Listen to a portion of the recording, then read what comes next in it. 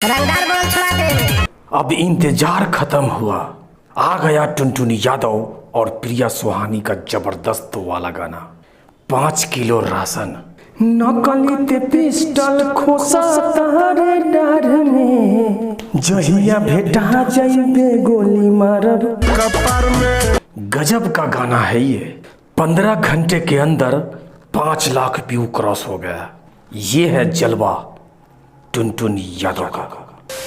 रे रे रे रे पगली।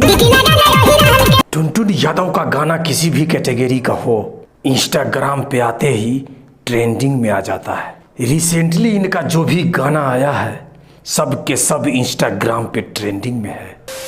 कि कैसे दिलवा तोरा लो ये गोरिया, आज ले जिले दीपा रे सन में। रविंद्र रॉक यादव जिया तानी डिप्रेशन में, एक छोटा सा लाइन ट्रेंडिंग में है। इंस्टाग्राम पर गर्दा उड़ा रहा है ये गाना रविंद्र रॉक यादव का। चाही ना फैन फॉलोइंग हमरा हीरो के। टुनटुन यादव जी का ये गाना है 2 साल पुराना, आज के डेट में इंस्टाग्राम पे ट्रेंड कर रहा है। गजब है ये कलाकार। जब से इनका ये वाला गाना हिट हुआ है तब से लगातार इंडस्ट्री में टुनटुन यादव का एक से एक हिट गाने आ रहे हैं। हर दूसरा गाना इनका सुपर हिट हो जा रहा है।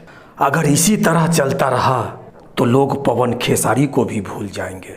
लोगों के जहन में अगर कोई याद रहेगा तो सिर्फ और सिर्फ टुनटुन यादव। धन्यवाद।